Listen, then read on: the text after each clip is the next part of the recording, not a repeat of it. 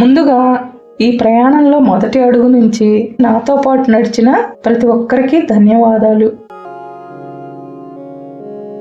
రాజు మరణం దగ్గర మొదలైన ఈ కథ, విజయ్ ఒంటరితనం, సీతమ్మ ఎదురు చూసిన ఒక ఫోన్ కాల్, చిన్ను పంచిన బిస్కెట్, మురళి పశ్చాత్తాపం, నారాయణరావు ప్రశాంతత, నాన్న ప్రేమ, ఇవన్నీ కలిసి రాఘవ ప్రయాణాన్ని నిర్మించాయి.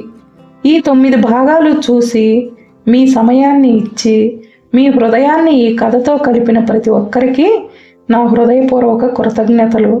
ఇప్పుడు రాఘవ్ ఎన్నాళ్ళుగానో వెతుకుతున్న ప్రశ్నకు చివరి సమాధానం తెలుసుకునే సమయం వచ్చింది. జీవితంలో కొన్ని తలుపులు మనం తెరవం, అవి సమయమే తెరుస్తుంది. కొన్ని సమాధానాలు మనం వెతకం, అవి మనల్ని వెతుక్కుంటూ వస్తాయి. రాఘవ్ కూడా తన ప్రశ్నకు సమాధానం వెతికాడు. కానీ రాజు మరణంతో మొదలైన ప్రయాణం, విజయ్ ఒంటరితనం, సీతమ్మ ఎదురుచూపు, చిన్ను నవ్వు, మురళి పశ్చాత్తాపం, నారాయణరావు ప్రశాంతత, నాన్న ప్రేమ, ఇవన్నీ రాఘవ్ను ఒక సమాధానం దగ్గరకు తీసుకొచ్చాయి.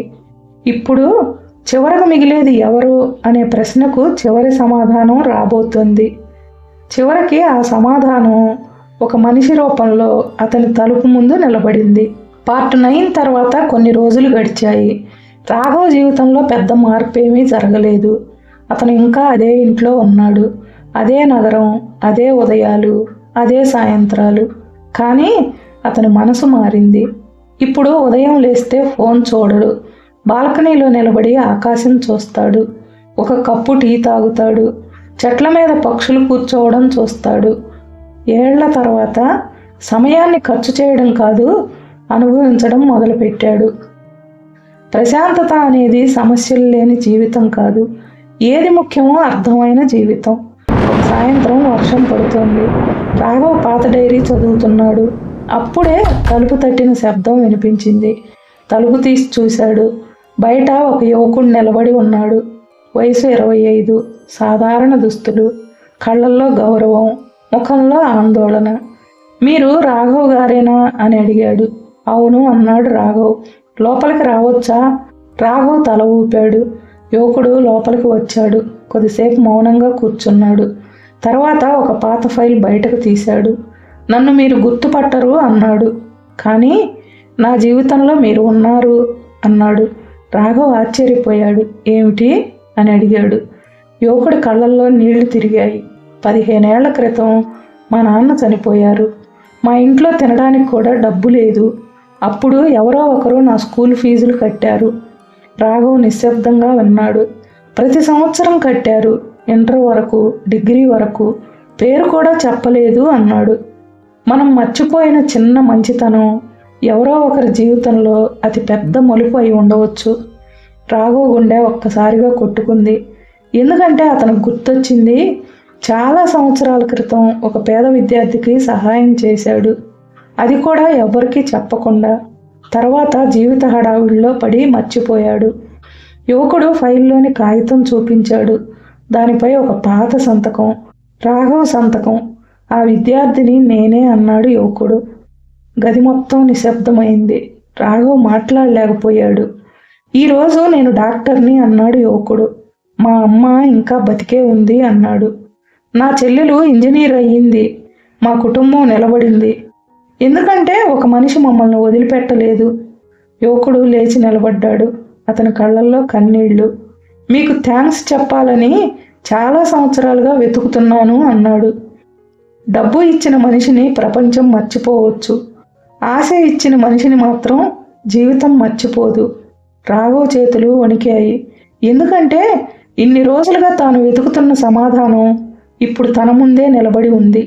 విజయ్ గుర్తొచ్చాడు, సీతమ్మ గుర్తొచ్చింది, చిన్ను గుర్తొచ్చాడు, మురళి కూడా గుర్తొచ్చాడు, నారాయణరావు గుర్తొచ్చాడు, నాన్న గుర్తొచ్చాడు.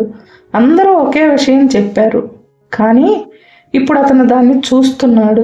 మనిషి జీవితం విలువ అతను ఎంత సంపాదించాడో కాదు, అతను వెళ్ళిపోయిన తర్వాత ఎన్ని గుండెల్లో బతికుంటాడో అని. యువకుడు వెళ్ళిపోయిన తర్వాత రాఘవ్ బాల్కనీలోకి వచ్చాడు. వర్షం ఇంకా పడుతోంది. ఆకాశం వైపు చూశాడు. నెమ్మదిగా చిరునవ్వు నవ్వాడు. కళ్ళల్లో నీళ్లు. కానీ ఆ కన్నీళ్లు బాధవి కావు, అవి అర్థం దొరికిన మనిషి కన్నీళ్ళు. జీవితంలో గొప్ప విజయాలు చరిత్రలో నిలవకపోవచ్చు, కానీ ఒక మనిషి హృదయంలో నిలిచిన ప్రేమ ఎప్పటికీ చనిపోదు. ఆ రాత్రి తన జీవితంలో చివరి డైరీ పేజీ తెరిచాడు. చివరిసారిగా ఒక వాక్యం రాశాడు. చివరికి మిగిలేది ఎవరు? కొద్దిసేపు ఆగాడు. తర్వాత ఇలా రాశాడు: చివరికి మిగిలేది మనం కాదు, మన వల్ల మారిన జీవితాలు, మన వల్ల నిలిచిన ఆశలు, మన వల్ల నవ్విన ముఖాలు, మన వల్ల తేలికపడిన గుండెలు. అదే మన అసలు వారసత్వం. డైరీ మూసేశాడు. బయట వర్షం నెమ్మదిగా ఆగిపోయింది. తూర్పున ఉదయకిరణాలు కనిపించడం మొదలైంది. కొత్త రోజు మొదలవుతుంది. రాఘవ్ కళ్ళను మూసుకున్నాడు. ఈసారి అతనికి భయం లేదు, ఒంటరితనం లేదు, పశ్చాత్తాపం లేదు. ఎందుకంటే అతను చివరకు తెలుసుకున్నాడు, మనిషి ఈ ప్రపంచంలో శాశ్వతంగా ఉండడు, కానీ అతను పంచిన ప్రేమ మాత్రం ఉంటుంది, అతను చేసిన మంచి మాత్రం ఉంటుంది, అతను తాకిన హృదయాలు మాత్రం ఉంటాయి. అందుకే జీవితం పొడవుగా ఉండాల్సిన అవసరం లేదు, అర్థవంతంగా ఉంటే చాలు. కొద్దిసేపు నిశ్శబ్దం. వర్షం చినుకులు. రాఘవ్ ముఖంపై ప్రశాంతమైన చిరునవ్వు. రాజు మరణం దగ్గర మొదలైన ప్రశ్న విజయ్ ఇంట్లోని ఖాళీ కుర్చీల దగ్గర ఆగింది. సీతమ్మ ఎదురు చూసిన ఫోన్ కాల్ దగ్గర ఏడ్చింది. చిన్ను పంచిన బిస్కెట్ దగ్గర నవ్వింది. మురళి పశ్చాత్తాపం దగ్గర నిశ్శబ్దమైంది.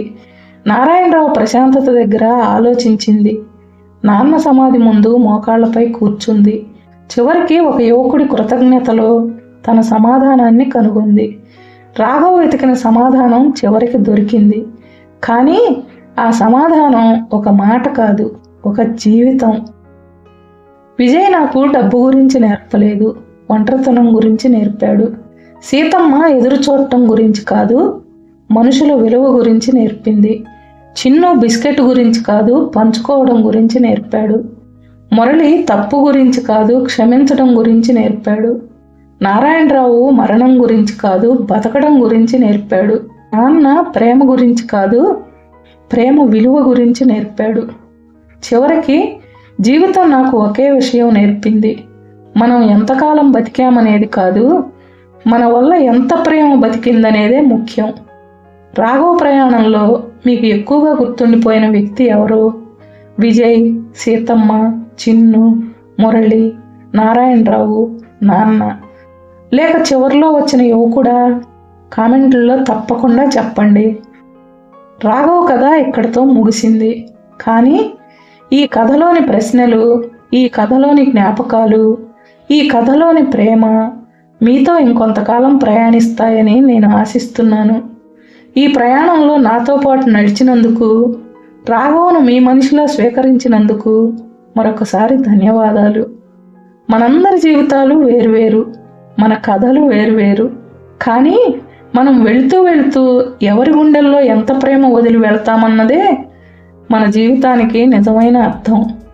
ఈ కథ మీ హృదయాన్ని ఎక్కడైనా తాకి ఉంటే రాఘవ్ ప్రయాణం వృధా కాలేదు. ఇంతకాలం నాతో పాటు నడిచినందుకు ధన్యవాదాలు. మళ్ళీ ఇంకో కథలో, ఇంకో ప్రయాణంలో కలుద్దాం.